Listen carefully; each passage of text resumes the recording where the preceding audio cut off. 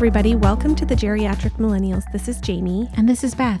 And we are two oldish, youngish ladies giving some updates on our cats. Mm-hmm. I'm literally holding a cat as we do this, so Bubba has joined the chat. He is very cute. Yes. Should I take a picture of you? No. I look disgusting. You do not. Okay. I need to give you an update on Mittens because this has been a saga. Years long. With the catnapper neighbors, with all the drama, with like them taking her to the vet and claiming her as their own cat. I mean, oh my gosh. I don't even remember what the last update was. Did I tell you that I got her microchipped? No. Okay, I did that.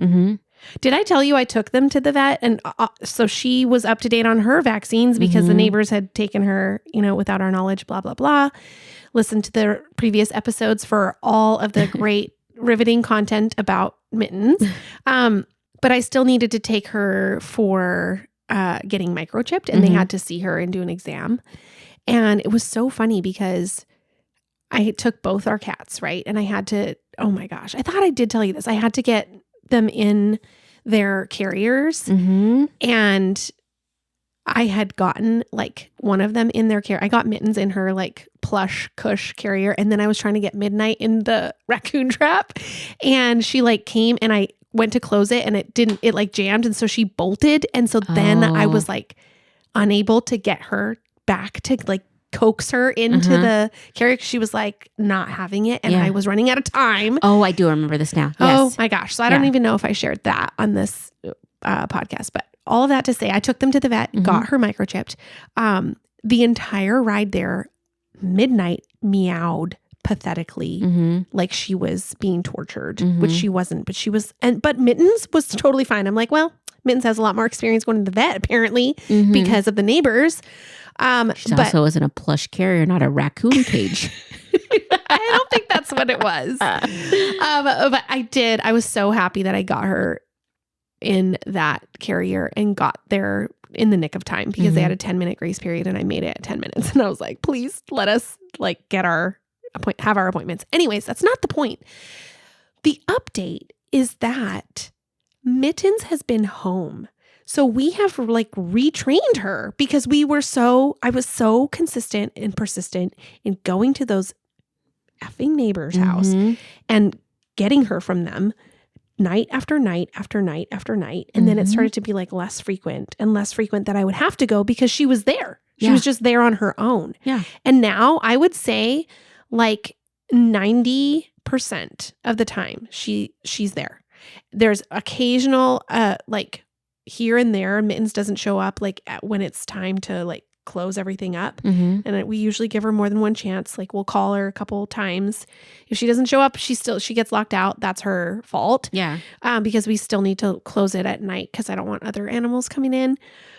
But like most of the time, and a lot of the time, she's in there without us even calling her. Oh, that's nice. And it's so nice because she's there with her sister, and they'll be cuddling, or they're like like old times. Yeah. Like and she's around, and like it's just so nice that it's not this big issue anymore. Like she's home.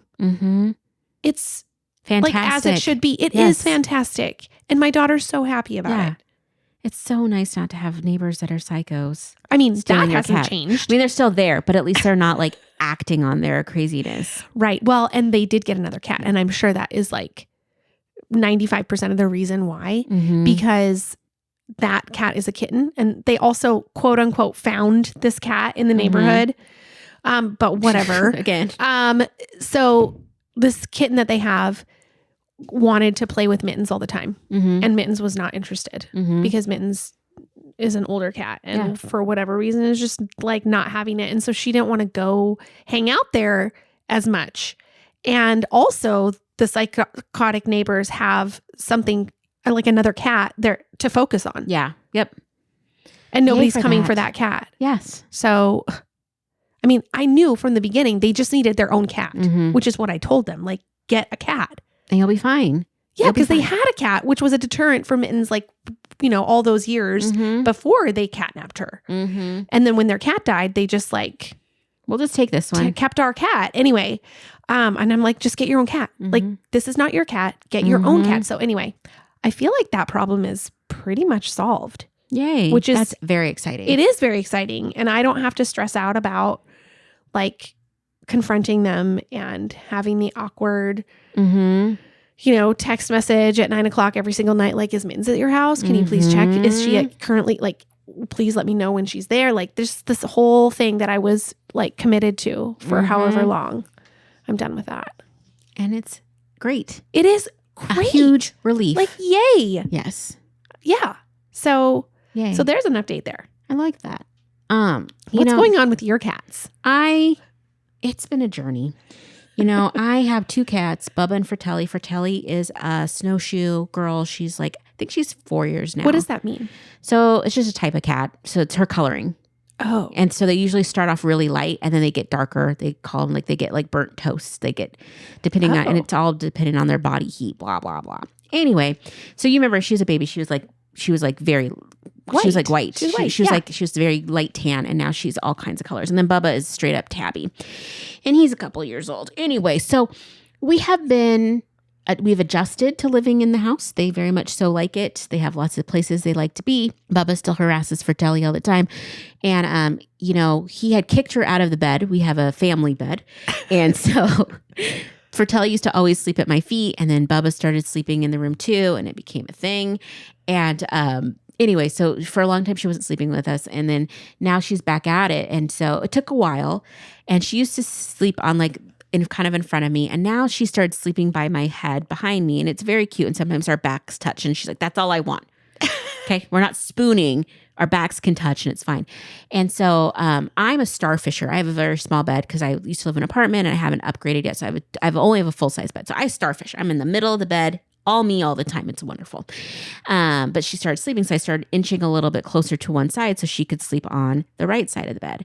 And so now she kind of sleeps there. And I realized over the last few weeks that when I wake up, oftentimes she is on 3/4 of the bed.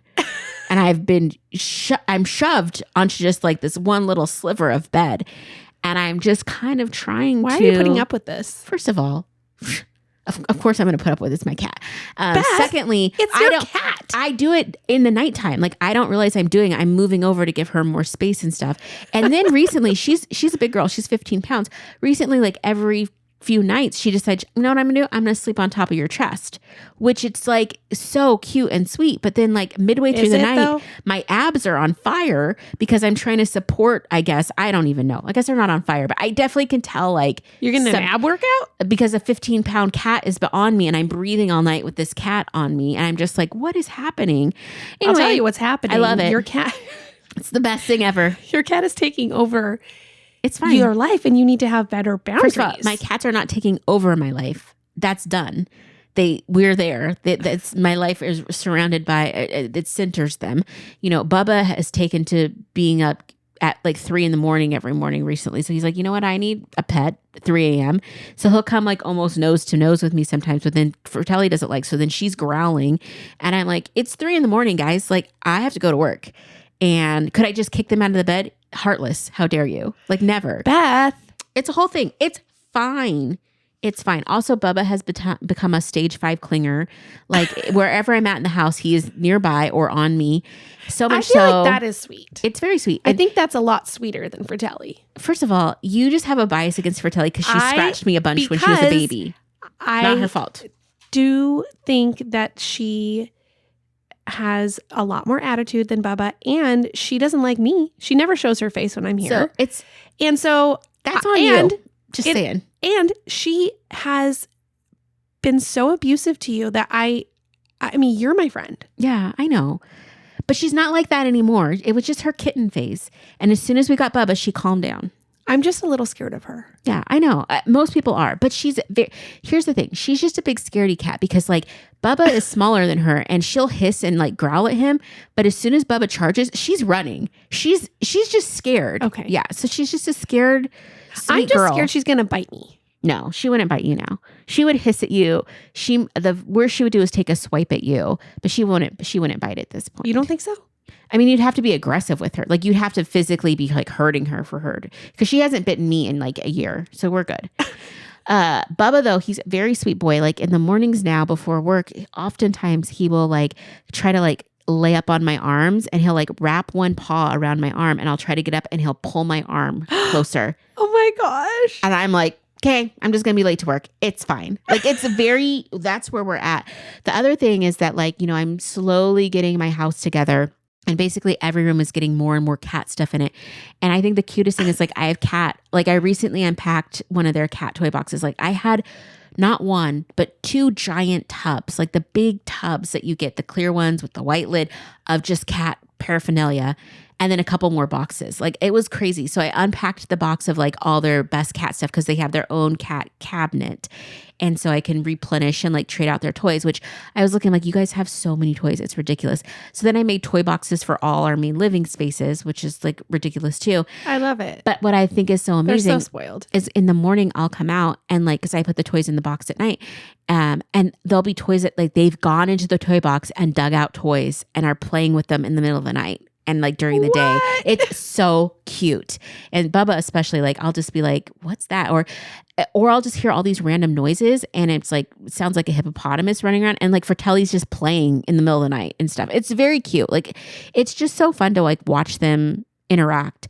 And again, they're very both so skittish. Like the other day I was dying. I was making rice with the rice cooker and you could hear the water kind of bubbling and then the steam was going. Yeah. And it was not a sound that was that familiar to them, I guess, because for Helly is actually like, that's a Freudian slip. But Fratelli literally, she like heard it and bolted like tummy to the ground, scared running to underneath the bed. And I'm just cackling. And I'm like, they are just like, they're so expensive, but they also bring me so much like joy and just laughing at them. Entertainment and they're like just regulation and all of the things. It's I know. Amazing. I know. So even though like sometimes Fratelli in the past has been scary.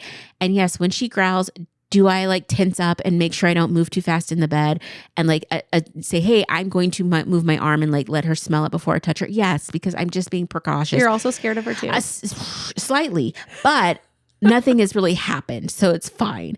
But yeah, I don't know. I think it's just been like such a fun journey having them here. I like it. I was like cleaning the house the other day and like I was wiping down the windows and you see these like little nose prints on the windows from them like staring at like the nature and you know, looking and stuff. I imagine they're loving living here. Yeah, they are. And I'm excited for like spring to come. There's not a ton of squirrels. I haven't seen very many squirrels in my neighborhood and I'm hoping a squirrel comes. There's a couple neighborhood indoor-outdoor cats and I saw one once in my yard and I'm like, I'm hoping they come back and there's like, so they can see another cat in the wild. Okay. Yeah. There was some talk at some point of getting another cat. Is that still something you're considering? So I want a gray cat with blue eyes, very specific cat. And I do want to get a third cat. However, I want my house to be further along in the process of it being what I want it to be before I get the cat.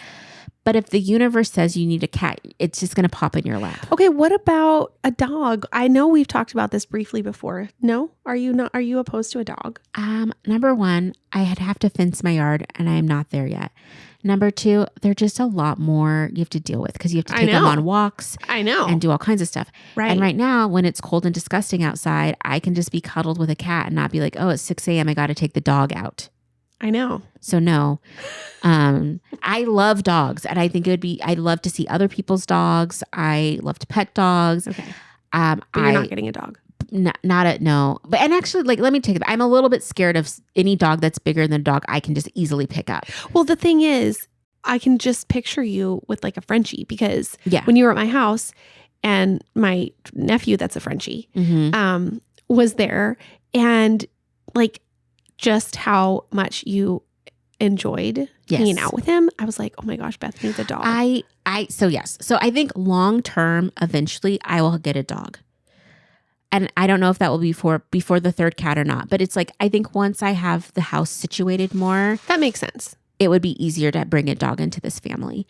But we'll see. Because the other thing too is like, I like a dog to have indoor, outdoor access as they want. So I'd want a doggy door. And that is not something I'm willing to like have with the cats. Because the cats cannot go outside. So it becomes can you get that one issue. That's just like you can get connected to like but it doesn't close fast enough that I wouldn't be afraid that Bubba would sneak out. So I'd have to really think about like, how do I create an enclosed area for the dog to be out that the cats could be in too?